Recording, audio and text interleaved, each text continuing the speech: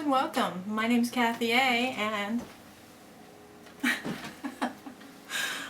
I just thought I'd go over some things that I purchased recently that I really regret. And I had two things that I purchased that were such a surprise that I figured I would go over it with you real quick.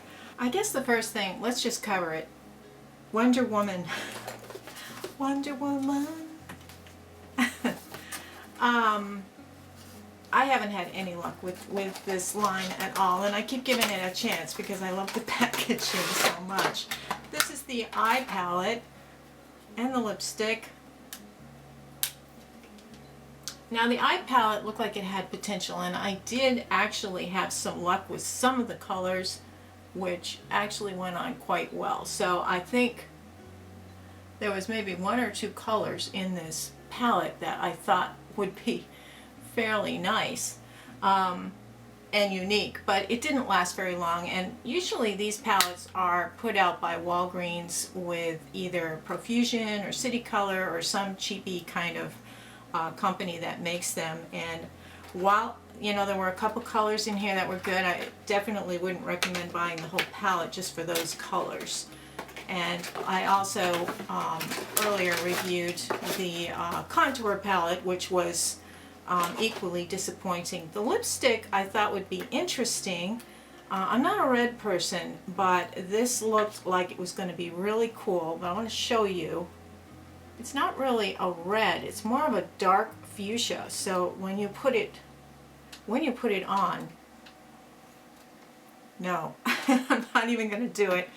It is, I think, like Marquin's or somebody like that, because it is a Wet n Wild quality lipstick, so it doesn't have a scent to it. It does last, but you've got to like that color, and it is very different from the color you think it is. So I'm really kind of disappointed that it was disappointing, because it'd be really nice to keep something cute like that in my collection.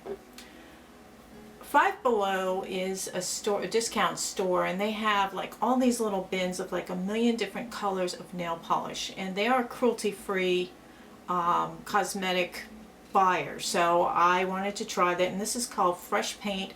This is a matte color, Madly in Love, and it is so matte. I mean, the second you put it on your fingers, it looks like you put chalk on your hands, and within a half an hour this stuff chipped, and I'm really disappointed in it. Some of the other brands that they have of nail polish at Five Below, they have like 3 for $5 kind of stuff. Those are kind of fun, and they're nice for fun colors or extra colors. Speaking of nail polish, I was in Kmart blue light shopping. This is Paris Hilton's nail polish collection, and it's called Be Paris. Yeah, well, Paris chips within the first, I think as soon as it dries it starts chipping, because I have not had it. I've tried now 3 of the colors, and I have not had any luck with this nail polish at all. I put 1 coat of China Glaze over the top of this orange here, and it's chipping underneath the China Glaze, so God help her. Yeah, it was only like $8 for 8 nail polishes with Paris Hilton's name on them. I'm such a sap. Well, anyway, it didn't work out. Don't waste your money on it. This thing is called a Kabuki Sponge, and it's kind of like Beauty Blender on hallucinatory drugs. It's like, I wasn't sure. I've used this twice. I've tried it twice, and it's kind of like putting your makeup on with a mop. Like you took, your mop and just kind of tapped it in, because it is so weird. It is the strangest thing. It is not like using a beauty blender in any way, shape, or form. I couldn't come up with a use. I mean, I tried pushing the blush on, and it scrapes it off. It doesn't blend very well. I don't get it. I just, other than having something cool on your makeup vanity area, this just had no use whatsoever. So it was a complete disappointment. This is a balm stain from Wet n Wild, and their balm stains stain. And this again, and this is why I think the Wonder Woman is a Wet n Wild product, because this looks red, but it is more of a fuchsia color, and the understain is really dark pink when you wears off after you've had a couple cups of coffee or something. This is it's a dark pink stain, and I just didn't like that. I was kind of disappointed. It's hard to get reds to go warm when they start wearing off. Same thing with this one. This is Milani, and this is their metallics. This is the Amore Matte Metallic, and I thought initially this was going to be very, very pretty. And it's got a beautiful shine. It reminds me of those Wet n Wild metallics. It has a silkier finish. This one wore off funny. I don't know if it'll do it for you here, but as it wore off, it left a dark pink stain also, and I just was disappointed. It did last. Has a little slight coconut smell to it, but it left an ugly pink stain, and it just, the top coat that's all shiny wears off so quickly. It's almost like you didn't put that particular lip product on. This is Perfect mascara, and it's pretty imperfect actually. I was really like disappointed in this. I couldn't believe how bad it was. It hardly put anything on my lashes at all. And the brush looks, you know, potentially really good. There was hardly anything to this. It was a super natural looking lash, like why bother if you're going to put something like this on, and I was disappointed. So one huge disappointment, and for weird reasons, I don't know, is the Super Powder Supernatural Eyeshadow Trio. Now when you read something that says Super Powder Supernatural Eyeshadow Trio, you would assume that it is a powder eyeshadow. It is not. It's some kind of weird cream formula, and it's so hard in the palette that I could hardly get it out. And it's like a cream and a powder together. I don't know if that's the super part or what, but I had a hard time getting anything out. I keep trying to. This is the second time I filmed this, and I put it on before. But it disappears very quickly into the great abyss of makeup that disappears after you've put it on. You wonder what happened to it. This middle color, this taupe, I thought would be a matte, so I could use it in the crease. It is not. It reminds me a lot of the Wet n Wild Nutty shade, you know, the one that's kind of satiny, taupey.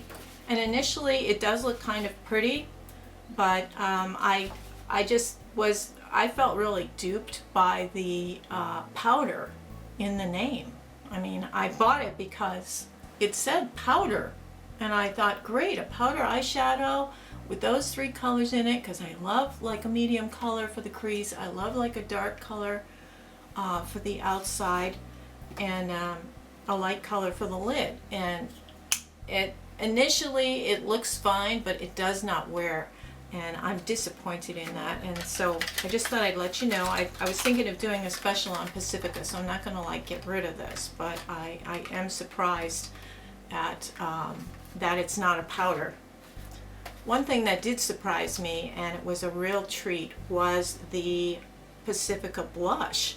And this is the coconut and rose infused cheek color.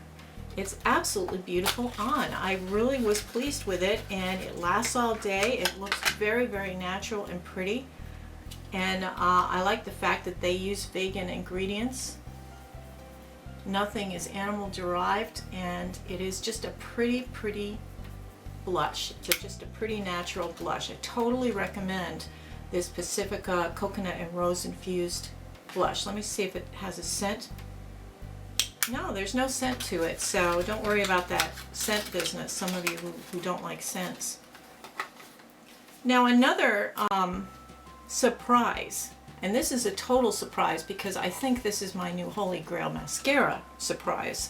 This is from Pure, and it's called Fully Charged Magnetized. It's got magnetic technology, and I was like, I'm not sure how comfortable I am having something that says magnetic technology and it's mascara on my eyes near my eyeballs. You know, are my lashes going to point towards magnetic north? I mean, are all my earrings going to go up towards my eyes? You know, I was thinking, what the heck do they mean by magnetized? Well, it's got some kind of formulation that adheres to your lashes really well and builds them really well. And it does. It's unbelievable. And I just did a special on my 5 favorite mascaras, which is being released in a few weeks. And I tested this against Charlotte Tilbury and Too Faced and Tarte and all these other, Giate and Butter London and Elf and all kinds of different people I did this against, and I'll have to say that this is really a phenomenal mascara. It does not leave dings in a hot weather. It gives a really nice big full lash. It's not messy, and it's just a really nice mascara. It's in the, I think it costs around $24 or so. And yeah, it's not a drugstore price mascara, but you know, it almost beat out the Charlotte Tilbury, and I think they're neck and neck for different reasons. And Charlotte Tilbury's mascara is $32, so I totally recommend this. It's got a beautiful brush. There's a lot in here, and it's really hard to do a mascara. Let me see if it'll, yeah, hello. It's really hard to do a mascara demo because you have to open all these mascaras, and I have like 9 mascaras all opened up to test it against, and fibers and everything else. But this is a great mascara. It came off very easily with my makeup remover afterwards. And I didn't notice anything odd with the magnetizing stuff. You know, I don't know what that is, but my eyes don't feel funny or anything. Didn't help me focus either. Still had to use the readers. Anyway, Pure Fully Charged Mascara was definitely a top winner in my products for this month. I totally recommend that mascara. I think it did so well, and I am wearing it now, and I really like it a lot. I think that is super duper stuff.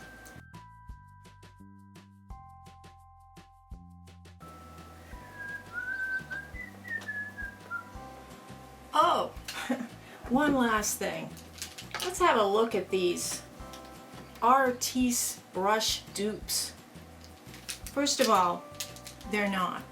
They kind of look like Artiste brushes, but they're not. Artiste brushes are a high quality, very precisely made product of really fine hair ingredients, and they are put together very well, well constructed, with slightly longer handles than this.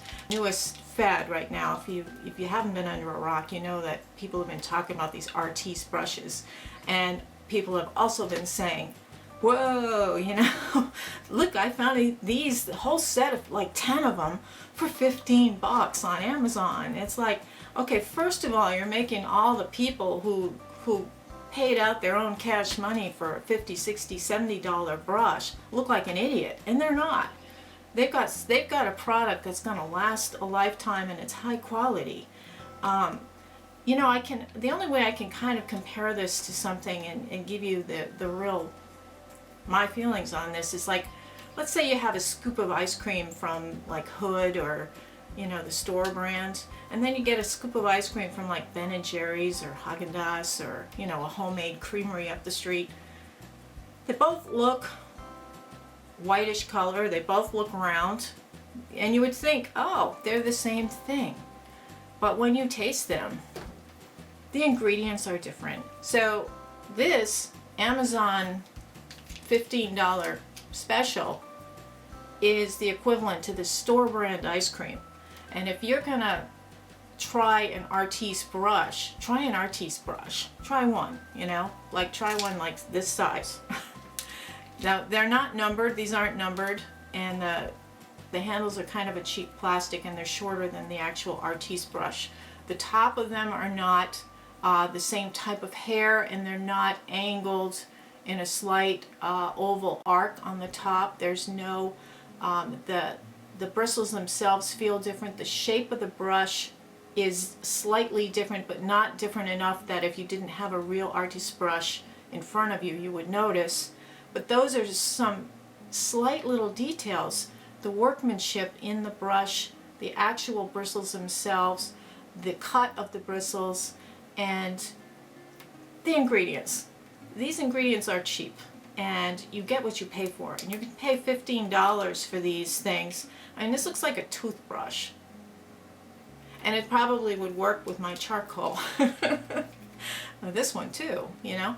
Now, I tried using this with concealer, and I tried using this one with blush, and I tried using this larger one with foundation, and I tried using this smaller one here with contour. Now, some of them, they were functional. They worked functional. I mean, the store brand ice cream is cold and there's a slight vanilla taste to it, so yeah, it's functional. But you know, this is some kind of a liner brush or a brow brush. I'm not quite sure what this is for, but they just don't work. It's sloppy seconds, sloppy seconds. Now, I tried using this to do an all over lid color, and then these things that look like dental instruments worked really well in the crease and in the outer corner. But if you want to try an artist brush, you really should try an artist brush. It's like, okay, I can go and buy wine in a bottle that's $2.99, and then I can buy a wine that, you know, has some character to it and some finesse from France or whatever, and it's $20 a bottle. You can tell the difference even though they're both red in the glass. One is high quality and one is crap. Artiste brushes are high quality. These are crap. Okay? Now, yeah, save some money, but it's imitation. It's like those handbags they came out with that kind of look like the real thing, the Dooney and Burke. Do you remember when they had all those fake handbags that came out? And they had like glued on little stickers on inside, and the workmanship was shoddy, and the, you know, and yeah, initially from a distance, yeah, maybe it does look the same. But when you're working with a makeup tool that you want to keep for years and years and years, don't buy something that's made out of cheap materials. And don't think that because you tried one of these that you know what an artist brush is like, an artiste brush. It's not. They're shaped different, the materials are different, they're not raised, it's a shorter handle, the shape is different, it's a different thing. So that's my rant on the Artiste brush thing. And actually, I may try using this as a shoe brush. Anyway, I hope everybody's having a wonderful week.